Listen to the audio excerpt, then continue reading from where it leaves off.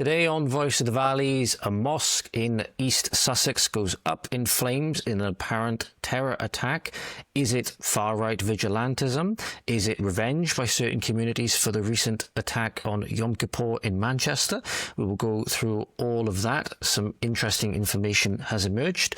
We'll also be breaking down some additional information about the Yom Kippur terror attacker himself. Bullshit from Ed Miliband, and in contrast, Pete Hegseth breaking world records. All that and more today on Voice of the Valleys. Why, hello there, ladies and gentlemen. Welcome back to Voice of the Valleys yet again with your host, or hysterical unless he's not, your friendly neighbourhood. I might have to change this name. I don't know. I'm still using it at the moment. Might have to change the name a little bit, maybe to friendly neighbourhood.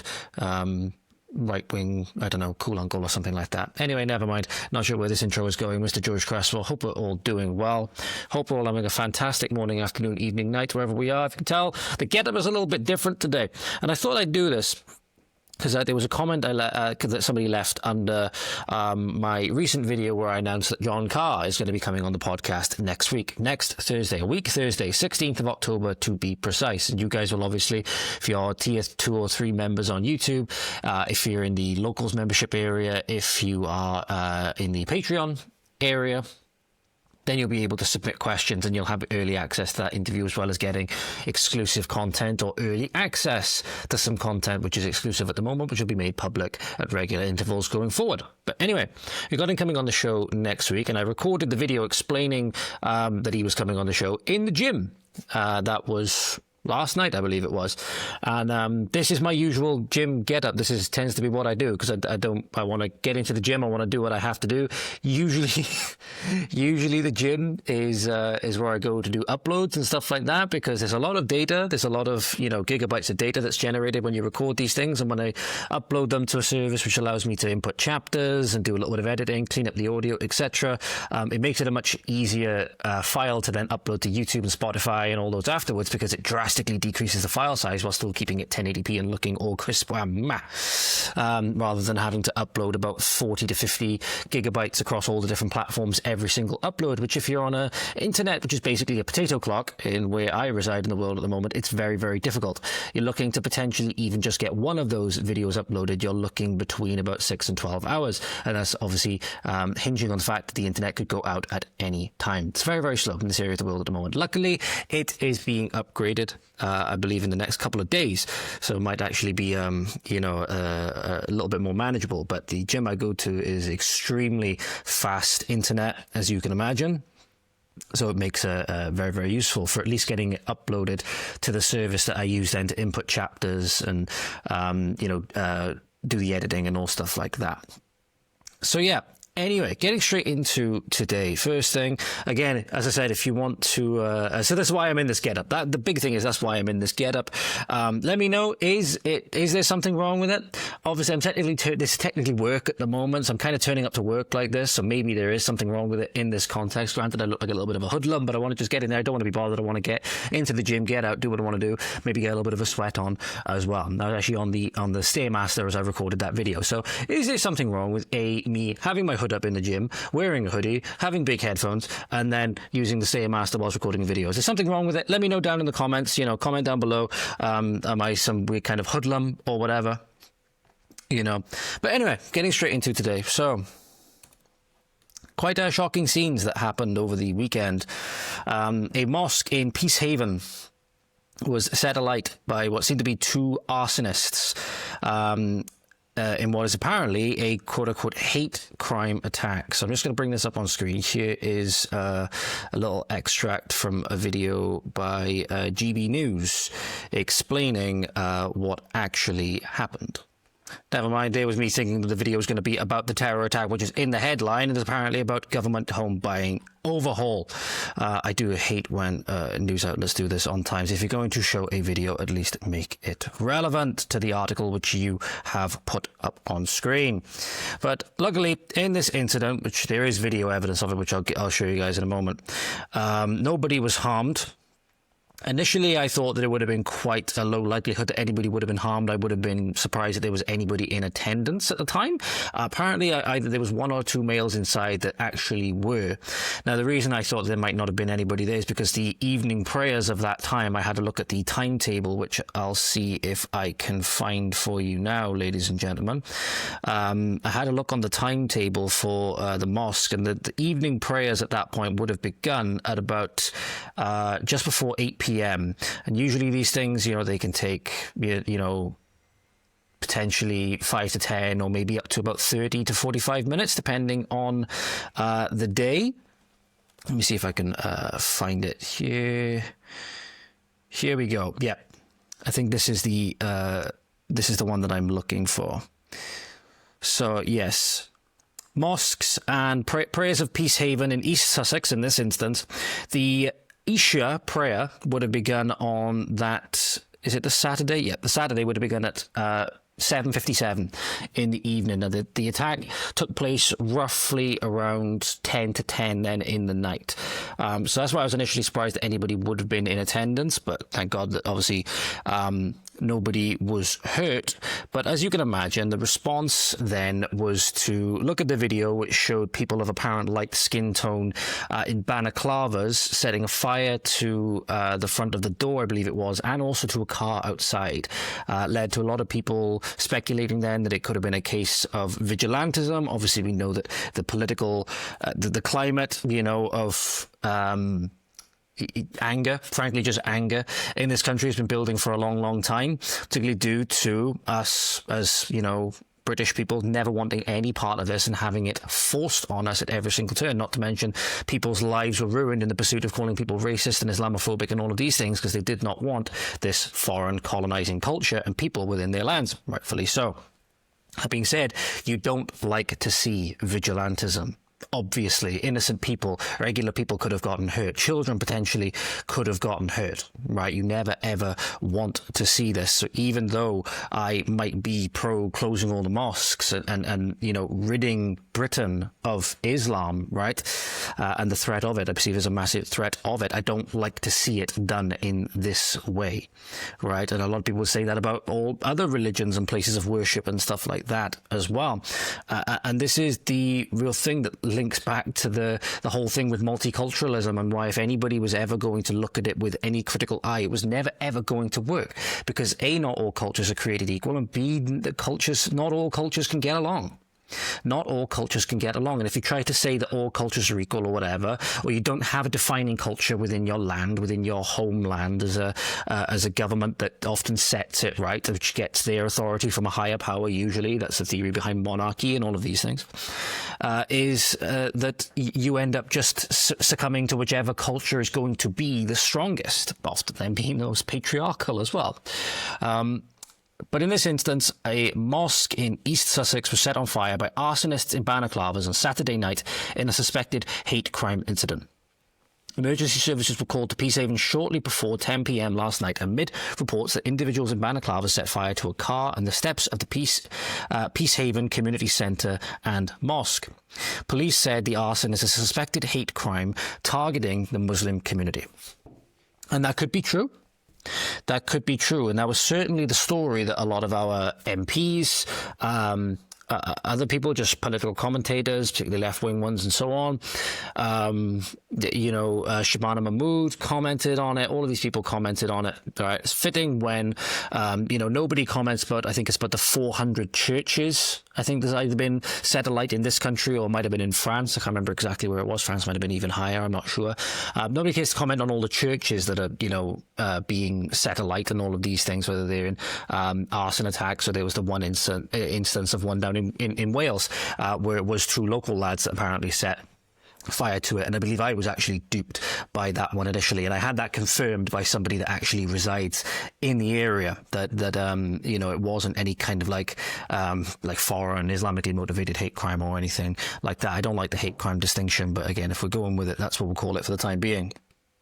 But again, two people, including an elderly man in his 60s, were inside the building at the time of the attack, which obviously you wouldn't want to see those people hurt, right? Even if you argue that we shouldn't be tolerating this stuff in our lands. This is the danger of vigilantism. This is what happens when you don't take your people's concerns seriously and you actively betray them at every turn. But there is some footage here from the doorbell of the mosque itself, or the doorbell of the Islamic Center itself. Pardon me.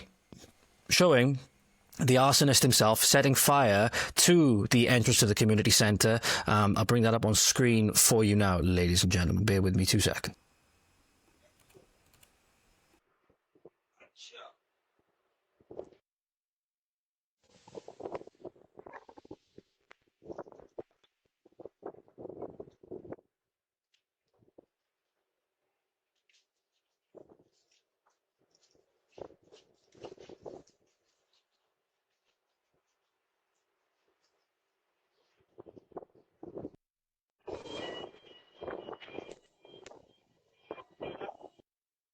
So you can see there, ladies and gentlemen, it went up extremely quickly.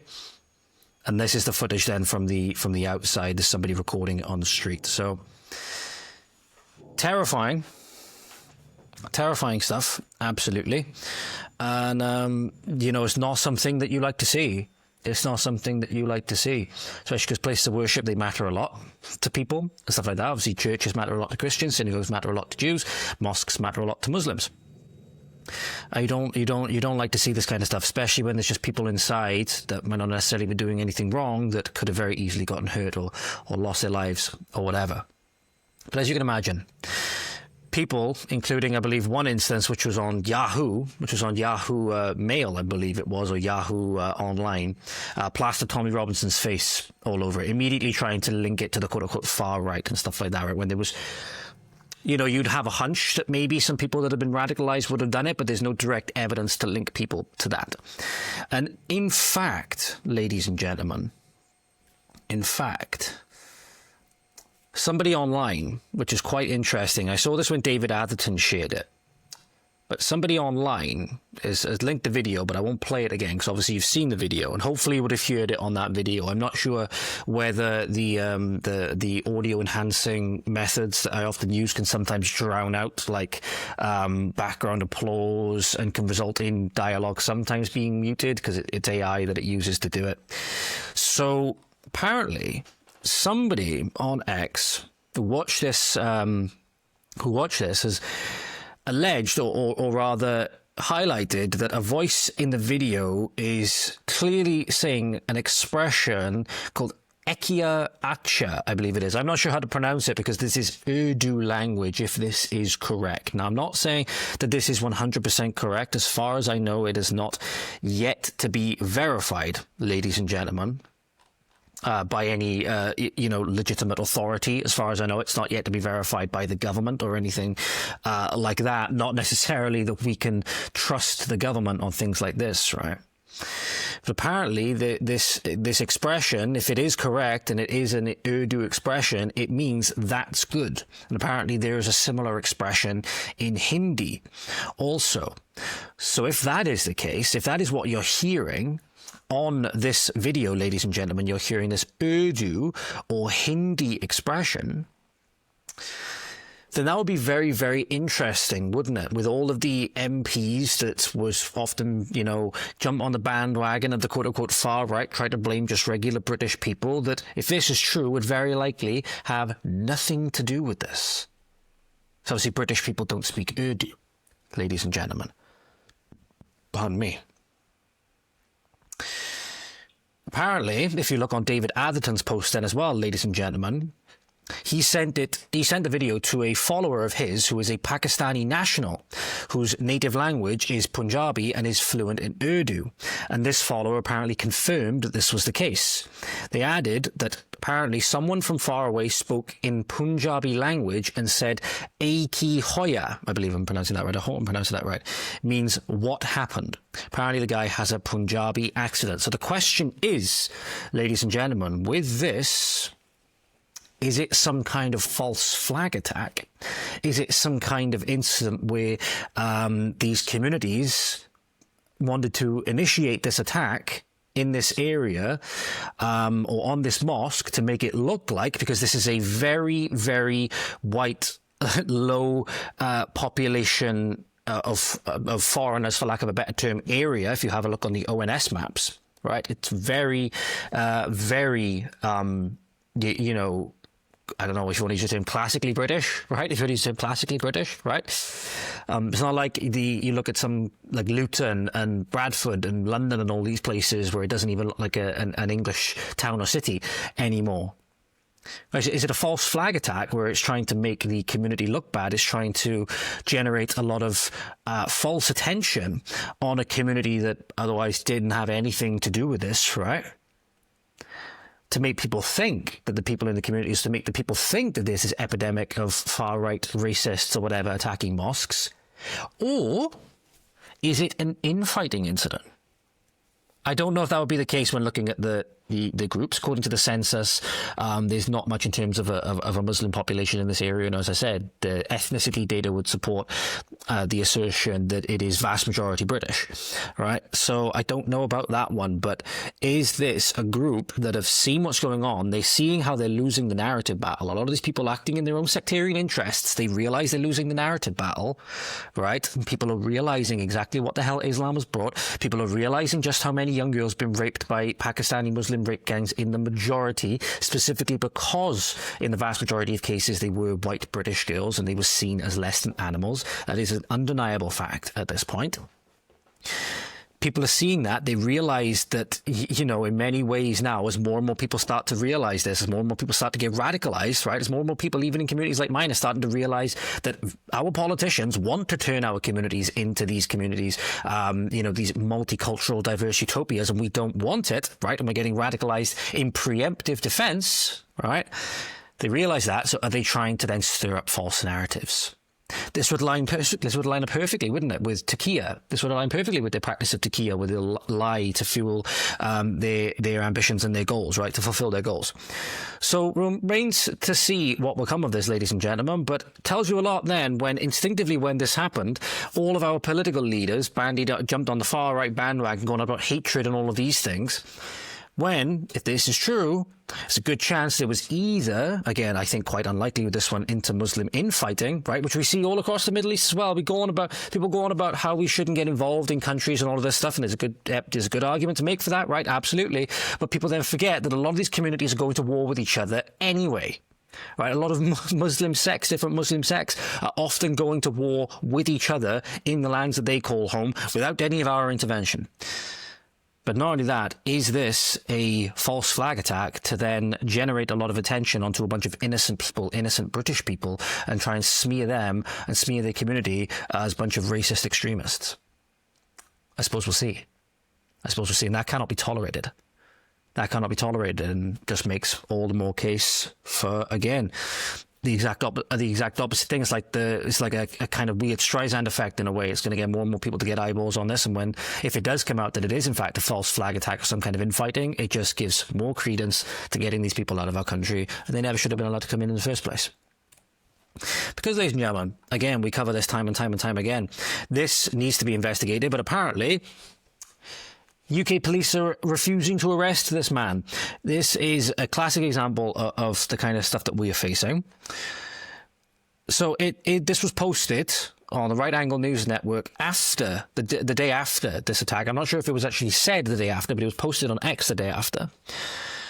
UK police are refusing to arrest a Nottingham Imam after he called for Muslims in the UK and other white nations to take up arms in jihad to carry out preemptive strikes against white people and white nations. We covered last time, ladies and gentlemen, when we were talking about the synagogue attack, that these people obviously, like one of them said, you know, you only need the 2 billion to spit in the direction of Israel and it will be destroyed, you know, all that kind of stuff. They hate Israel, they hate Jews, obviously. And that's not a unique sentiment to Muslims or anything like that, obviously.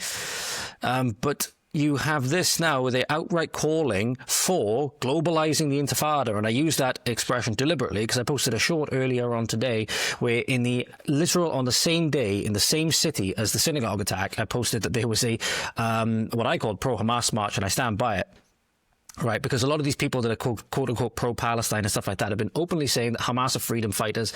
They were saying rapist resistance under the Palestinian flag and all stuff like this. So I don't buy it when people are saying, no, these are just objecting to genocide. These are just objecting to Israel and all of this stuff. I don't buy that whatsoever. Tells you a lot, by the way. Charlie Kirk's point is perfectly vindicated when I post video after video after video on politics in this country or whatever, in politics in Wales, politics in England, European politics, American politics, whatever, and they don't get anywhere near as much attention. The minute I speak about either the pro-Pal crowd, the Hassan Piker, for example, right?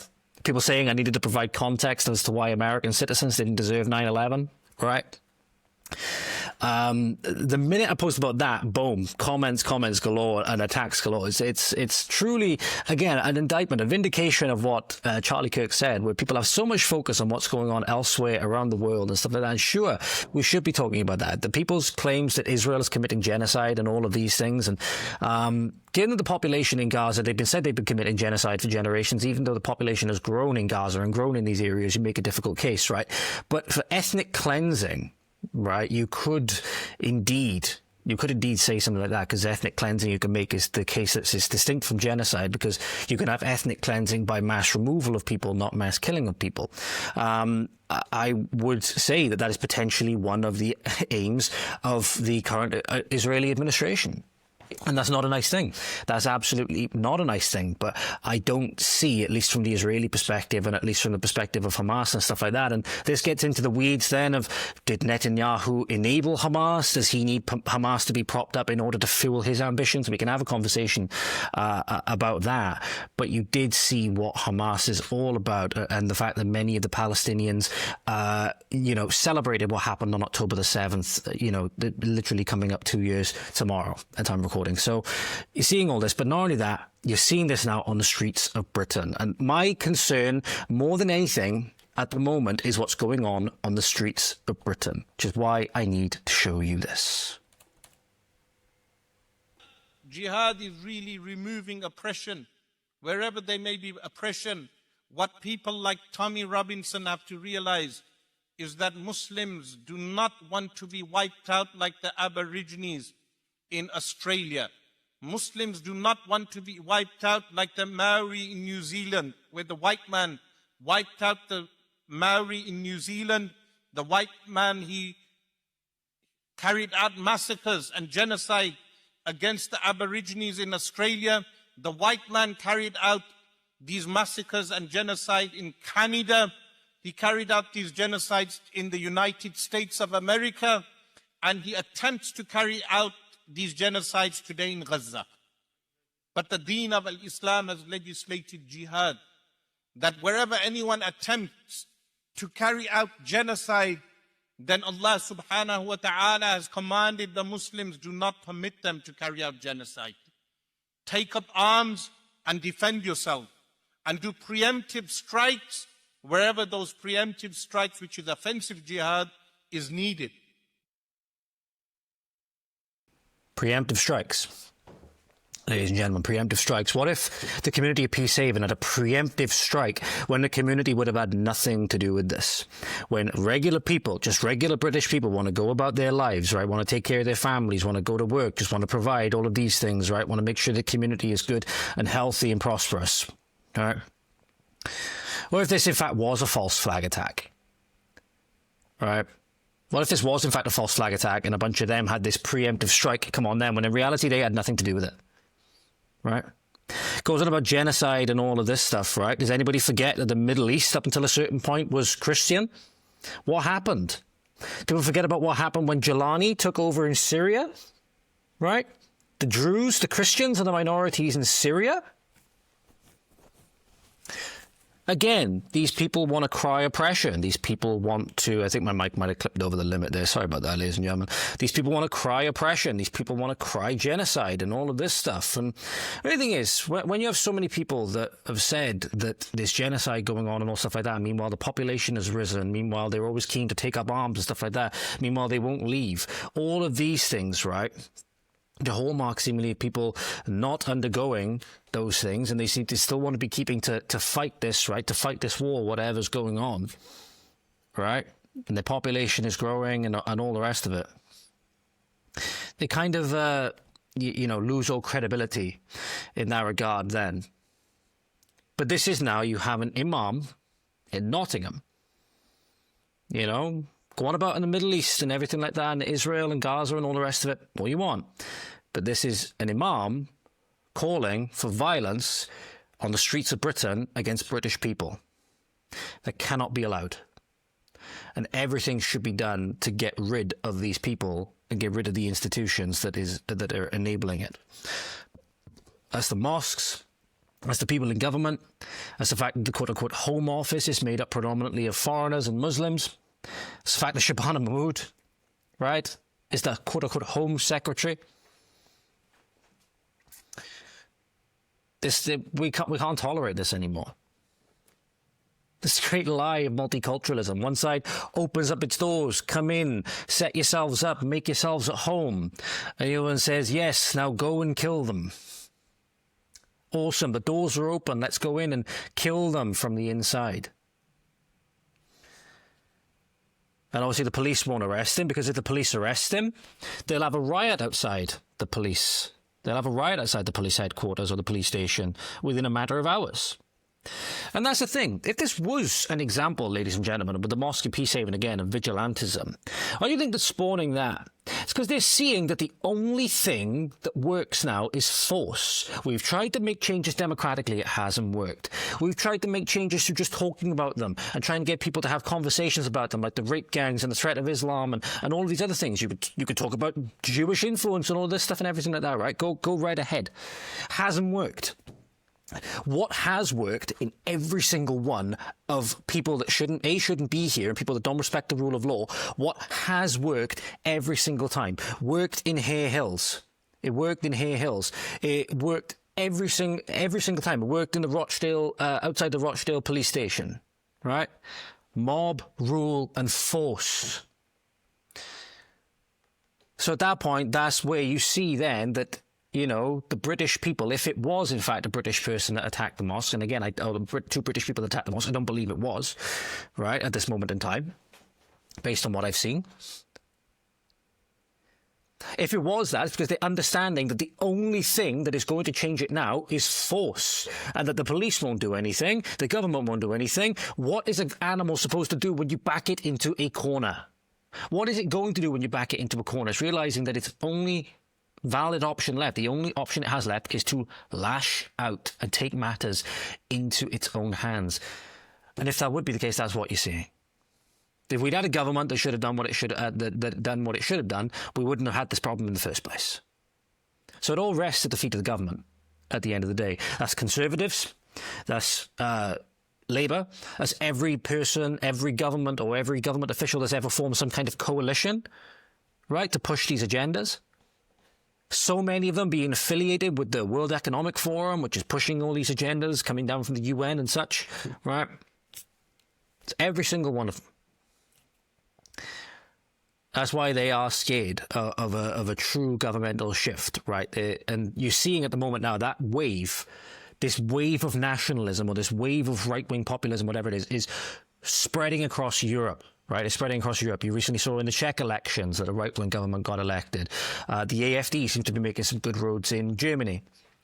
What other ones were there? I'm trying to think of some of the other ones that are coming to my head at the moment. I think the Romanian elections were the ones where the globalist candidate got in with heavy suspicion of election interference. I think it was Moldova that recently had an election and had a right-wing nationalist candidate get in. So you're seeing the sweeping across. You're seeing people seeing the safety of nations like Poland and Hungary and so on and be like, no, I want to be more like them. Well, you notice they have strong leadership, they have strong culture in terms of rooted in their faith, and they have ethnic homogeneity, and they have a monoculture, not a multiculture. And again, our own Home Secretary, ladies and gentlemen, Miss Free Palestine herself, will openly say this stuff. We should regard this stuff now, again, as the better term now to describe it would be, quote-unquote, globalizing the intifada, globalizing the struggle everywhere, ladies and gentlemen. Again, go on about the Middle East all you want. I care about the fact that it's coming to Britain. I care about that this lady is our Home Secretary in charge of such important things as migration and home security, ladies and gentlemen.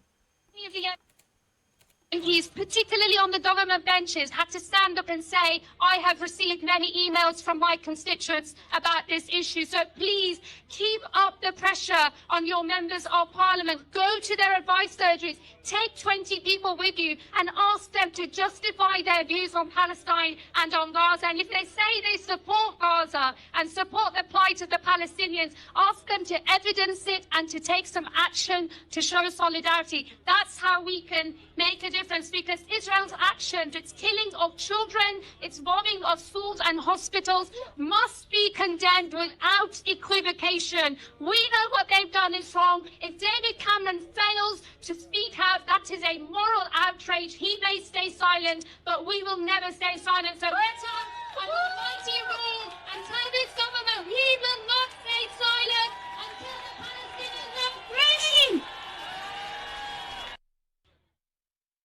Just listen. The biggest thing is just listen to how amped people get.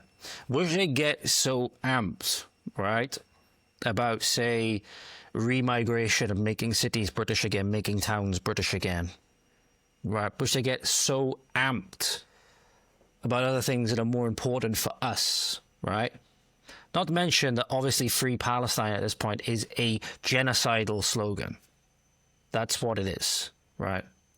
And again, you can be anti-Israel or anti the Israeli government, right? Or not sympathetic to Israel, and also understand, and also that have that not mean that the Palestinians, the Gazans or whatever are somehow your friends, right? And that so much interest in what's going on in terms of foreign affairs is taking away from people's focus on dealing with the thoughts, dealing with the threats at home. The fact of the matter is the biggest threat that we have at home at the moment is our own government that's enabled all of this. And our government being in control of the military, they could sort this tomorrow if they wanted to. They could sort this tomorrow, because we'll see the Americans putting us to shame with how much they are sorting things, right? And what they are having to put up with Antifa and, you know, ICE agents being shot and so on. But their government at the moment is completely unapologetic, as we'll go through at the end of this show, ladies and gentlemen. And maybe we could do with a little bit of that. Maybe we could do with putting our own people first, right? But no. All our politicians want to do is focus on the foreign stuff and the fact that we've now allowed ourselves to become so captivated and have all of our future, all of our electoral decisions, who we elect to power and so on, is based on things that are thousands of miles away from here, tells you a lot about the problems that we have with ourselves. A lot of people are going to need to put the mirror up to themselves in that regard, which is a key point, ladies and gentlemen, of my recap or my talking about the last girl, Madia Murad. It's actually the last key theme that we go through. Now that, I would believe that section will be coming up probably in the next couple of months, maybe. I haven't uploaded it to the members area yet. The whole video is obviously up to tier 3 members, so you can go and find all of the information in there. The Tier 2 members have gotten a lot of exclusive early access content. So again, you've got a lot of clips and a lot of sections from that. Don't got the whole thing, but a lot of it will still be coming out over time as well. But again, if you want to learn more about that, then you should go over to the members area. You should go over to Patreon and maybe just buy it for the one time, so you can watch the video and read the post and so on. Anyway, getting into it now, a little bit more about the Manchester synagogue attacker. So this is from the Manchester Evening News, ladies and gentlemen. Inside my horrific relationship with the Manchester synagogue attacker, which according to the Telegraph as well, ladies and gentlemen, was a cannabis-smoking university dropout. Despite claims to be a Muslim and devoted father, a terrorist had a string of criminal convictions and cheated on his wife. So he's just the bastion of the community. Right, it's just a moral bastion of the community. I hate the fact that they use the term Islamist, but anyway, terrorist who carried out the Manchester synagogue attack was a cannabis-smoking university dropout who cheated on his wife and was violent towards his girlfriend, it has been claimed. Jihad al-Shami, which, by the way, again, translates to struggle of the Syrian. That's what it literally translates to, struggle of the Syrian. claimed to be a devout Muslim and devoted father, but he had a string of criminal convictions and was recently arrested on suspicion of rape. So he was already known to authorities, ladies and gentlemen. He was out on bail for rape at the time that he committed this, ladies and gentlemen. The alleged rape is understood to have taken place earlier this year in Manchester. The decision to grant him bail will release questions about whether he should have been in custody when he launched this murderous attack. Yes, of course he should have. Yes, of course he should have been. People have still been denied bail for things that they've said on social media, for God's sake. Lucy Connolly was denied bail. Wayne O'Rourke has been denied bail. I believe he's due to be released in the very near future, though however. Tommy Robinson had all his appeals rejected, you know, for simply putting a documentary up online, and he was kept in solitary and all of these things, right? Jamie, what does it say here? Here we go. So another thing as well, as Telegraph have reported, he's apparently not to have been known to security services or been on the radar of counter-terror police, despite the fact, this is the key point, despite the fact that in 2012 he was also suspected of sending death threats to a Conservative MP. John Howell, who was the then Tory MP for Henley, reported having receiving a series of threatening emails after he spoke in defence of Israel's right to protect itself. He said, from Jihad al-Shami, "It is people like you who deserve to die." Right, it's people like you who deserve to die. So they see it again. It's not just a case of, you know, I don't know if John Howell was Jewish. I don't know if he has anything to do with if Israel, you know, Israel directly. You know, you see so many of our politicians going to meet with Israeli officials and have the photo ops at the wall and all of this stuff.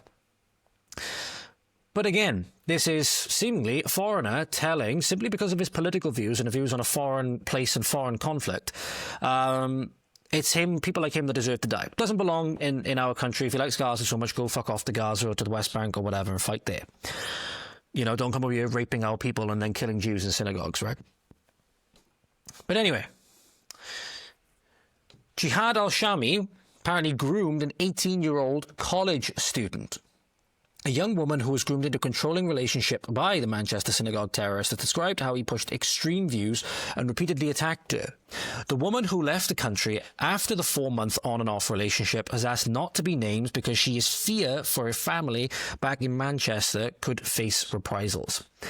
Yeah, that's the kind of thing. You got to fear that your family is going to be, you know, facing reprisals at this point. So at least, this is the thing that always gets back to me. A lot of these people are just like organised crime. A lot of this is so much as organised crime. Right, but at least when you look at, you know, again, not always, right? You had a couple of psychopaths and loose cannons, right? But if it's to be believed, even, you know, FBI agents have sort of testified to this as well, or he's testified in support of people that have said this, like Michael Franzese and Sammy the Bulgarano, is that at least family members would be off limits in that, and understanding what it was like in the life that, you know, male members that were a part of it, right?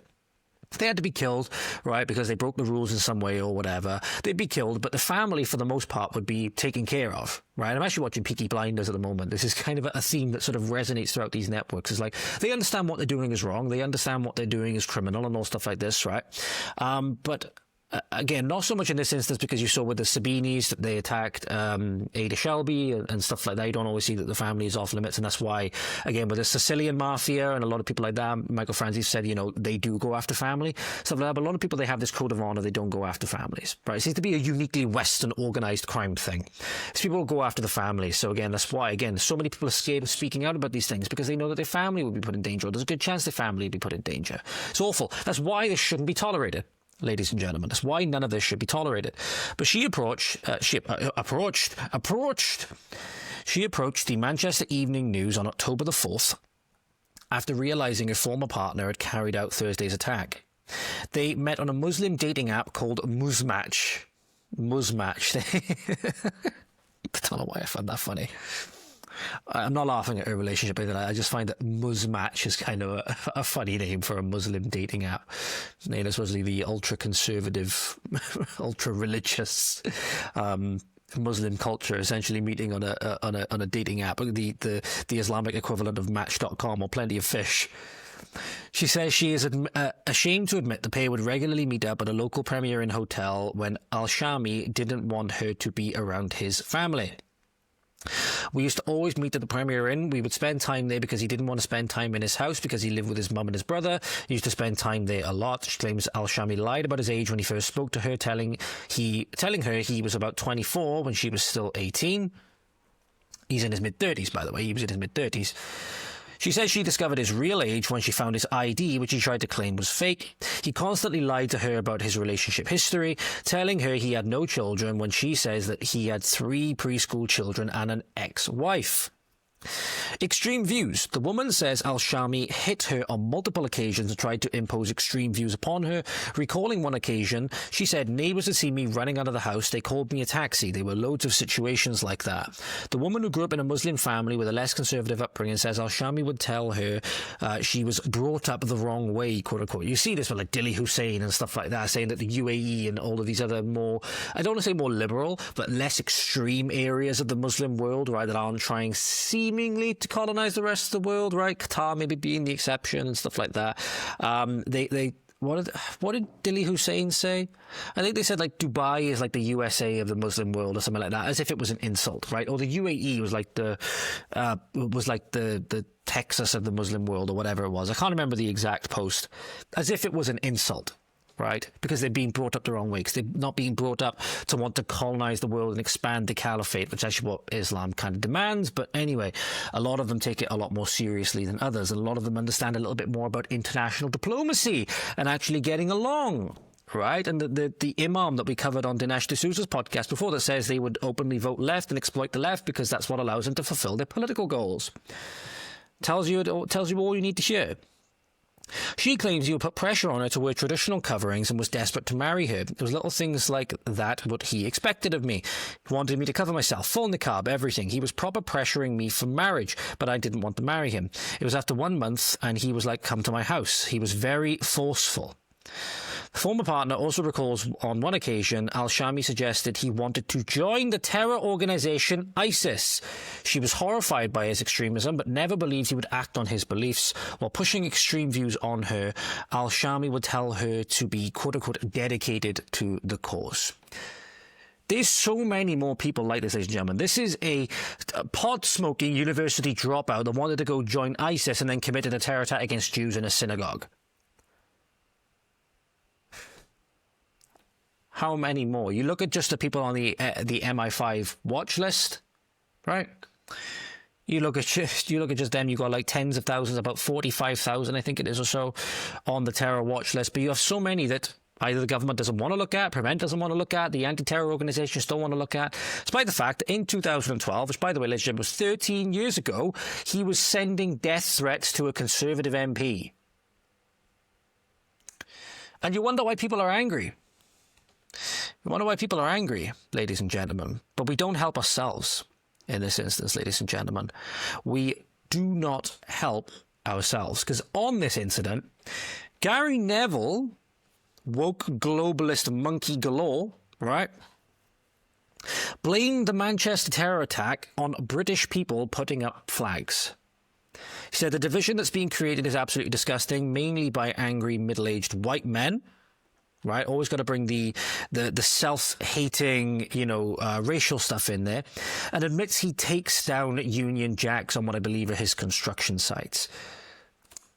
The lesson of this one, ladies and gentlemen, is just quite simple. Don't be like Gary. House. And walking into the office, waking up obviously, seeing the news last night and the news this morning dominated by the horrific attacks within the Jewish community, just about a mile from here. And was driving home from Salford City last night. I was driving actually to Salford City, going down a Littleton Road, seeing 60, probably 50 or 60 Union Jack flags. And on the way back, I went down the parallel road, which is Bury New Road, which has got the Jewish community right at its heart. And they're out on the streets, defiant, not hiding or in fear. And I just kept thinking as I was driving home last night that we're all being turned on each other.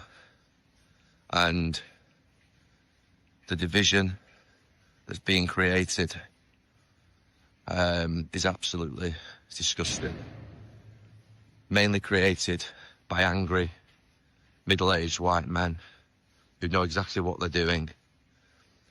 Funnily enough, on one of my development sites last week, there was a Union Jack flag put up, and I took it down instantly. And some people...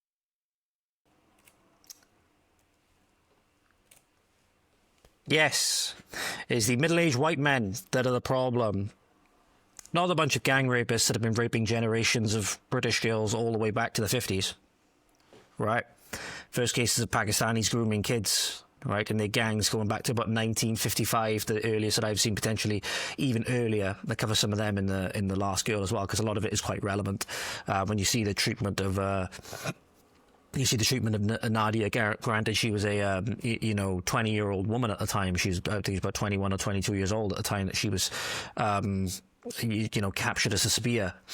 But the ideology is very similar. The ideology is something that they definitely have in common, right?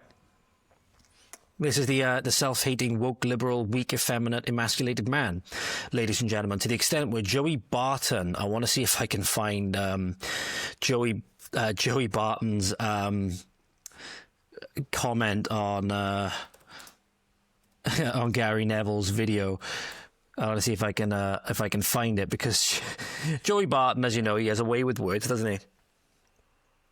He has a way with words. Well, I want to see if I can find what he says. His common sense with Joey Barton. He says, Gary Neville uses fuel for lube, pass it on. Yes, here we go. Joey Barton called him a little pompous champagne socialist gimp.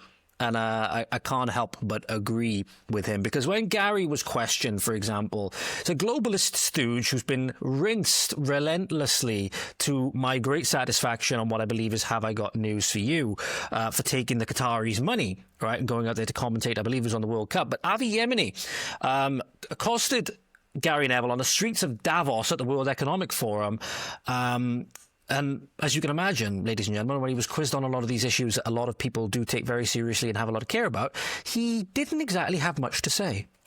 Gary, how you doing? What brings you here today? What brings you to the World Economic Forum? I'm just having a walk down the front, mate. Just having a meeting with Janie. Oh, how you doing, Jana? Janie, how are you feeling about the new Trump administration for Britain? Do you think it's going to be good? got no comments at all. No comments? What about Elon Musk highlighting the grooming issue in your country? Do you think that's a good thing? Yeah, Manchester United. Crickets. Oh, look at that! Yeah, man. I've been. Was I not being useful before? Yeah. I've got- 20 years now. I love it. I'm copying it from her. Brother, let me ask you quickly. Do you think it was a good thing that Elon Musk is highlighting the grooming gang problem in your country? I've got no comment, mate. Really? Why not? I've got no comment on Trump and Musk and all the rest of it. So what brings you here, though? You what's brings me here? No comment on the plight of hundreds of thousands to millions of young British girls that were systematically raped for their race and for where they come from, right, by people with an ethno-religious supremacy bent. Absolutely nothing to say. Disgusting human, ladies and gentlemen. And here he is getting rinsed on Have I Got News For You for taking the Qataris' money. He has no shame, absolutely no shame. I should absolutely be not taken seriously in any capacity for his political comments anymore. Maybe he should have stuck to football, but then again, as you'll see, ladies and gentlemen, even back in 2006, he refused to sing his own country's national anthem. But he wasn't the only one, mind you. He wasn't the only one. But again, I'm saying, how far does this own anti-England, anti-British, anti-Western sentiment go? That'll do. So it's nice to see you getting taken to task for taking the Qataris' money. You know, it's just quite simple. With his outlook, he's emblematic of many of the internal enemies of Britain. He should just not be taken seriously. He's following in the same footsteps as seemingly as Gary Lineker, right, who famously called October the 7th that Hamas thing, right? So again, don't take him seriously. But speaking of internal enemies, ladies and gentlemen, we do have a lot of them, particularly in the Welsh Parliament as well, or the Welsh Senedd, if you will. Two of them in this instance came up on my feed because of the Senedd waste guys. Llantwit Major Councillor Gwyn John has slammed constituents' migrant accommodation objections. So this is the video of that, ladies and gentlemen. He's risked the wrath of his residents after slamming their objections to migrant accommodation built just meters from their homes. If you wonder how pervasive that this ideology and this ideological bent is, ladies and gentlemen, well, here you go. Lantern Major councillors for the last 3 years have had huge problems from residents basically objecting to the Eagleswell Road temporary accommodation. Well, we stuck out against it because it was our view to support. As I've said already, this is absolutely disgraceful. And, you know, a lot of people complained about trouble at Eagleswell since that site at Hale Croeso opened. And I think that, you know, that name sums it all up, Hale Croeso. And I'm delighted to associate myself with them, as all the Llantwit members are on the Vale Council. I hope it's worth it. I hope it's worth it because we won't forget it. And we only need to look across the border at our friends in England, right? Whom, again, I love when it comes around to Six Nations time to tell them to shove the chariots up their arse, right? I love it. I love it. I love the little things that we can have where we have these rivalries, especially around something. All right, I might just check my phone. Something as relatively meaningless as rugby and sport and stuff like that, right? We can have a good laugh over that, and we can have little rivalries and stuff like that. Can't have those little rivalries, ladies and gentlemen, for all a Muslim country, and we're speaking Arabic, and we're not actually Jewish people anymore because we've all been colonized and ethnically cleansed off of our own homeland, right? We have one here, Steve McGranigan, I hope I'm saying that right, says the development has been built too close to his home. And you have another resident, Dave Thomas, says the development is overbearing with the homes looking into his garden. Just imagine he might, Dave Thomas seems to be a little bit more on the older side here, might not have young children, but likely, potentially has grandchildren, which you would be worried about, especially when we're seeing in Epping, for example, again, where one of these lovely attendees, one of these lovely beneficiaries of, the migrant hotels did something heinous to a young girl. People are seeing this. People can see what's going on. People can see the reality for what it is. They're not going to be gaslit by their representatives anymore. They're not going to forget it when it comes down to election season. And this is why they're angry. It's why the political establishment that we have on this multicultural bent with this having had decades of this weird liberal multicultural diversity project, right, so out of touch with how people are rejecting it. The only options they have to resort to then are labels, are, isms and phobes and all of this stuff, right? They're not working anymore. That's why they hate it. That's why they're screeching out more and more like banshees, because they know that they're losing. And like the devil, when he gets cast back down into hell, they're going to try and grab onto anything that they possibly can to bring as many people down and to bring their own country down with them. They'll happily burn our countries to the ground if they can rule over the ashes, ladies and gentlemen. He's not alone, however. Jane Norman voted to make the area a quote-unquote county of sanctuary. When two councillors proposed the policy should end, Norman said they should apologise. No surprise, ladies and gentlemen, the curse of the female Liberal politician, like the bloody curse of the bloody Black Pearl, returns in force. This motion calls for us to apologise for voting to designate the Vale of Morgan as a county of sanctuary. Instead of asking us to apologise to them, the two councillors who brought this motion should be apologising to us. Thank you.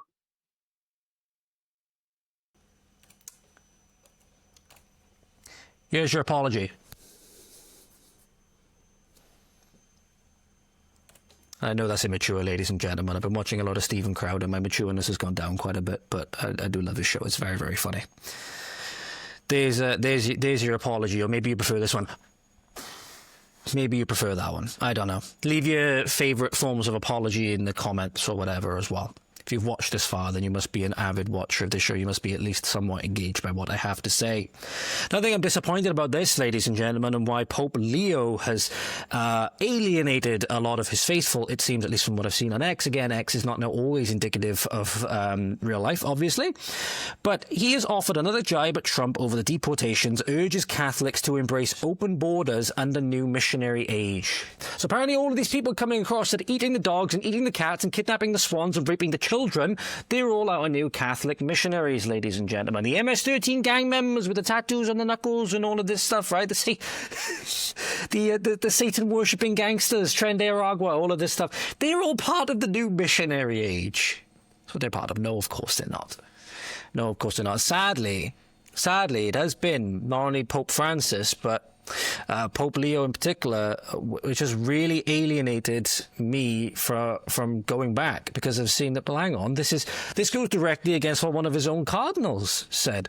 Cardinal Sorrow, I don't know if he's changed it too. Maybe he has. Maybe this is indicative of the church now changing its tune, and we just have to embrace all of the raped kids and all the rest of it.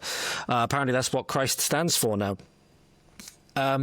Said that those who use the Gospels, right, or use Scripture to justify open borders and mass migration are bewitched. That's literally the term he used, bewitched. So again, I don't know what he's doing here. He continues to make thinly veiled jibes against Trump's administration on the stance against illegal immigration. Speaking in front of, notice how, as well, ladies and gentlemen, the Vatican has a big fucking wall around it. The Vatican has a big fucking wall around it and strict border controls. Heaven has the strictest border controls that we can ever fucking see and observe, right? Because it's under the domain of the Father Almighty, right? Who none of us are worthy to go into without being saved, right? But yet all of us plebs, all of us plebeians, we have to accept these barbarians into our society in order to be somewhat virtuous. How? I said that they can't accept the gospel in their own lands and make their lands great, like the Christian lands been made great in the US, in the UK, all of this other stuff, right? Why can't they make their lands great? Why do they have to come to Europe in decadence? And as a result, I've been deeply alienated with Catholicism. I have the logo. I don't have the logo in the podcast logo, right? The cross. I don't know where to go. I've been increasingly looking more and more towards orthodoxy. Now, I've always had this thing in my mind where the original churches, when you had the Holy Catholic and Apostolic United Church, right, the schism then happened between Roman Catholicism, with the Bishop of Rome then saying he was going to be the Pope, and the bishop to go over all the bishops, basically, and the Orthodox bishops, which have, remained pretty much the same as it always was, right? I mean, there's not many Orthodox churches around in my local area, for sure. I think the nearest one is about an hour away.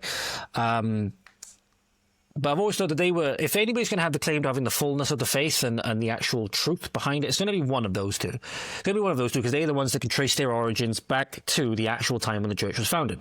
Not any of the Protestant denominations. Not any of the Protestant denominations coming out of the Reformation. So that's why I think that, the strongest cases are for those two, and why I was gravitating towards those two, but I'm gravitating much more towards orthodoxy now. I suppose we'll see where it goes from here. But this is definitely not only unpopular from a political standpoint, but deeply, deeply hypocritical, especially you see that the Pope is now elevating pro-LGBT Catholics to positions of authority. He allowed people into St. Peter's Basilica, I believe it was, holding rainbow crosses and a backpack saying fuck the rules under this pro-sodomy, homosexuality kind of stuff, right? Which at least you could make the argument that that's not wrong if we live in a morally relative universe and all of that. That's not the point. The point is it not church teaching, as far as I understand. And the other thing is, I'm not speaking here as a church authority. I'm seeing this from what other people who are church authorities are saying, that are equally, if not more, disassociated or dispossessed, or whatever the right term is, right, than I am, right? I try to find the correct path, and certainly the Pope is not making it an easy one. But again, I think the problems with that go back far further than him anyway. So, last thing I wanted to finish up with now, ladies and gentlemen, so I've got to get ready to go to work in a moment. This is interesting, right? So you have the net zero czar, Ed Miliband, going on and preaching about renewables, preaching about all of this stuff. The guy who's in charge of UK energy policy, who, by the way, when I show you this video in a moment, ladies and gentlemen, of just who this guy is, Temu, Wallace and Gromit with a different hairline, right?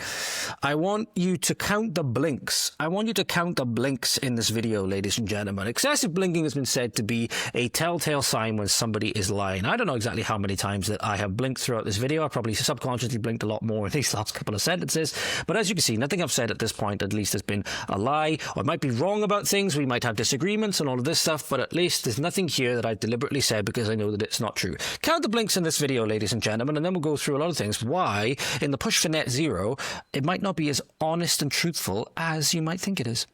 Comes as you're scrapping the winter fuel allowance. 10 million pensioners in England and Wales are due to lose that money, and now they'll see that they'll have to pay increased energy costs as well. I mean, part of that is your decision. How concerned are you about hardship this winter?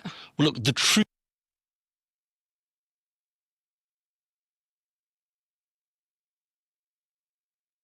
Sorry, ladies and gentlemen, I paused that because I wanted to point out that it was actually my father that lost out on his winter fuel allowance, you know, being conned by the government, having paid for it all his life, worked very, very long hours all of his life, has been conned by this government in a massive, massive way.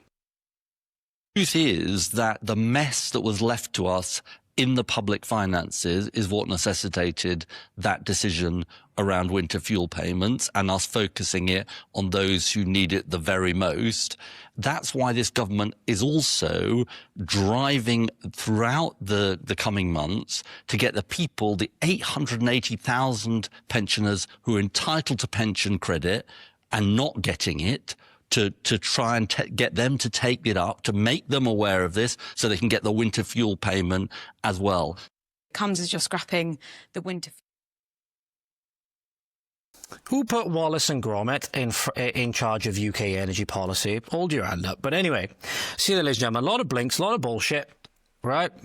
Because Met Office has deleted huge chunks of historic temperature data after fabrication claims. Published by Chris Morrison, 5th of October in the Daily Sceptic.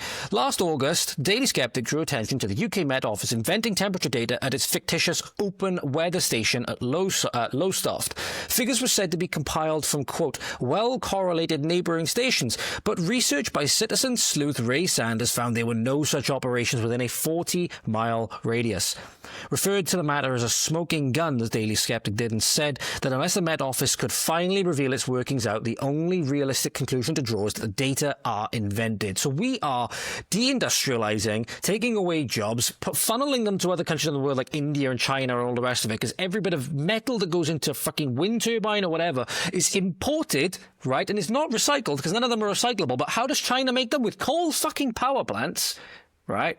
Coal power plants, and they are burning coal into the atmosphere like there's no tomorrow, where they will easily offset any emissions we save by an order of magnitude. Ladies and gentlemen, if the entire island of Great Britain and all its people and all its infrastructure was to disappear into the fucking sea tomorrow, 2%, about 2% difference, right, in carbon emissions, which aren't really that bad anyway. Wonder why there's now an entire area that's bigger than the landmass of the United States in previously semi-arid desert that has started greening. Because funnily enough, when you have more carbon dioxide, you have more food for plants. And then plants start to grow. When you take away all of the carbon dioxide, you actually then get big plant death. Because they can't close their pores. They can't photosynthesize. Well, photosynthesis comes from the sun, but they can't convert it into oxygen. And then you find out that the Met Office, in order to fuel this, in order to drive us into energy poverty, in order to drive up our massive costs with these stupid fucking renewables, they've been fabricating data to do so. That's why I wanted you to cut the blinks, ladies and gentlemen. That's why I wanted you to cut the blinks. And you see here, with fucking Temu, fucking Wallace and Gromit again. The whole thing is just a fucking pantomime. The whole thing is fake. And we got a really stark insight to that, ladies and gentlemen, because we covered the Greens at their conference recently, the psychopaths that they are, right? I want you to look at this. If you think that British politics is anything more than a fucking pantomime that is drastically ruining itself as a nation, right, obviously. Watch this coverage from Sky News of Zach Polanski, or David Polden, I believe his real name is, but I believe it's been changed by Deed Poll. So I don't think that's really something people should be grilling this guy on, because you can change your name by Deed Poll if you want to.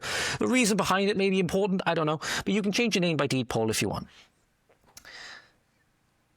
Investigates the preparation involved in the speech for a major party leader using the new Green Party, Zach Polanski, as an example. He literally had an acting coach for this, ladies and gentlemen. This entire freaking thing where he shrouded lies about reform, right, about that they were NHS dismantling and all of this stuff. It's complete fucking pantomime, and here's the evidence. How do politicians prepare for a big speech? Normally you would never see behind the scenes, but Zach Polanski isn't a normal politician. He gave us full access to film him getting ready at the Green Party conference in Bournemouth. First, it's rehearsals to a room full of empty chairs. But the Greens will never dance to the tune of a Trump-loving, tax-avoiding, science-denying, NHS dismantling corporate stooge. And have you done a vocal warm-up? Yes. Yeah. I did in the shower this morning. She was like, what is going on? To help with his performance, he has his friend and acting coach, Eileen. I can't remember your actual job title. Friend. But you are so genuine because you want to communicate something real to people, and I know. Okay, I gotta move this on because I gotta get ready to go to work now. But you're seeing here, ladies and gentlemen, this is an absolute travesty. He even gets his gay partner up on stage with him to rehearse how they're gonna like hold hands and wave at the crowd afterwards and all of this stuff. Right? It's truly, truly shambolic. But I just want to go back. Can we have a rethink on this frigging? Can we have a look at this sheer masculinity here as the oozing testosterone on display in this run-up to the stage? What on earth is this? This is going to be the saviour of Britain? This is going to be the saviour of Britain. This, hip-waggling, talking about, you talk about people that have a lazy eye, he has a lazy foot tracking behind him, tracking behind him. This is going to be the saviour. This is going to be the saviour of Britain. These pronoun-toting, eco-communist, friggin' radical socialist. That even the really funny thing is, sorry, not the sad thing, the really funny thing is that even people on the left are being like, Zach Polanski creeps me out. The Greens are like, they're too far to the left even for me. For people on the left, they see the saying that, be like, anybody else getting bad vibes from the Greens? Pardon me. And it's because they're absolute psychopaths. So they're absolute psychopaths, but you can't take these people seriously. And this is why we're a joke. This is why we're a joke on the national stage. Because then you see, ladies and gentlemen, in stark contrast, two videos I want to show you now. One video I sadly cannot show you with the volume because I'll probably get, the episode will probably get taken down and muted.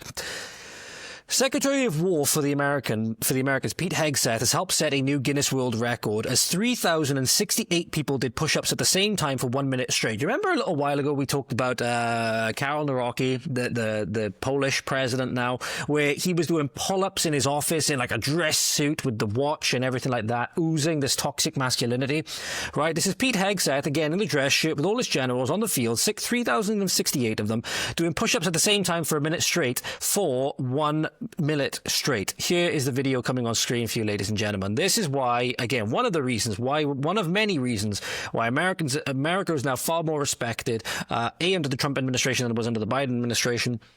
But also because they're seeing leaders that are willing, again, you could argue this maybe for a photo op or whatever, but they're willing to get down to the trenches with them. Pete Hegseth, for example, is one of the ones that have been getting up at like 4 or 5 a.m. to go on friggin', I can't remember what the American the military workouts are called. I know one of those, like they do a lot of CrossFit workouts and they call them musters. Musters, that's the word.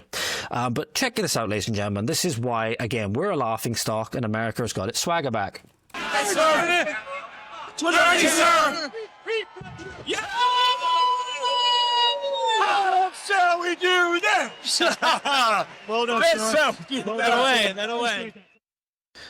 So it's literally the last couple of seconds of it.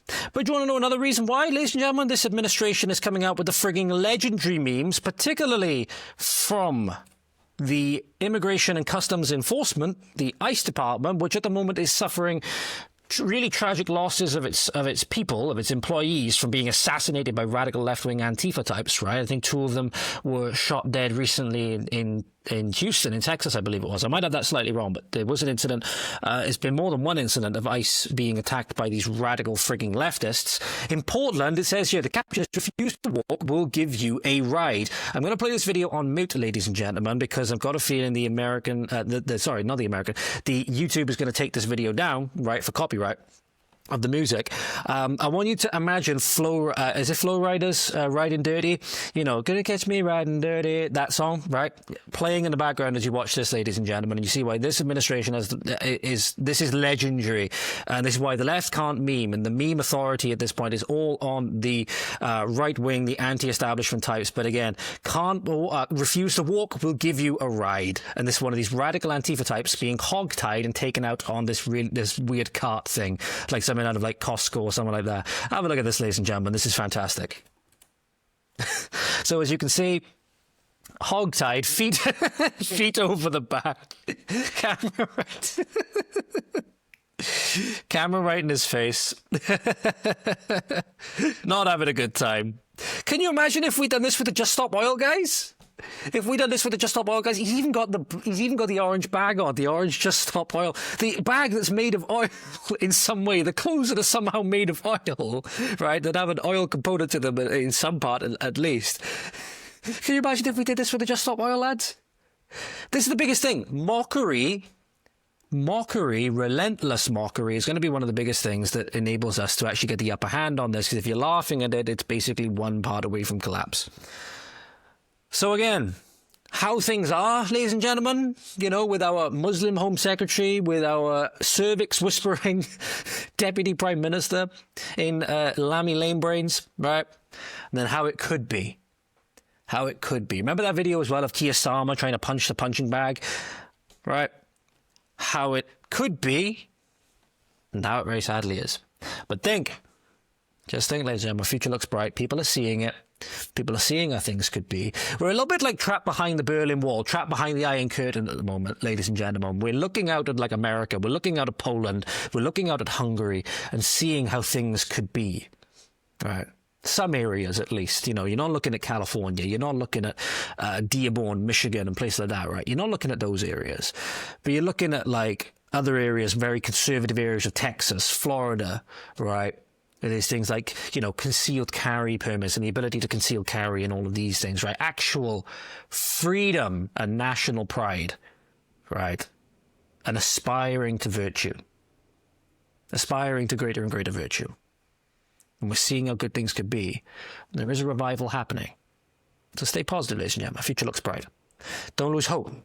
In fact, if you go over to the members area in YouTube, and if you go over to Patreon or Locals, there's actually one of the key things from Nadia Murad's book. One of the key things that I took from it is not losing hope. And that section actually is available to Tier 2 members and on Locals and Patreon as well. So go on over and check that out, ladies and gentlemen, as well as all the other exclusive and early access content. Thank you very much as always. You take care now. Have a good morning, afternoon, evening, good night, wherever you are. Diolch yn fawr. Thank you for watching. Hwyl fawr. We'll see you next time. You take care now. Godspeed.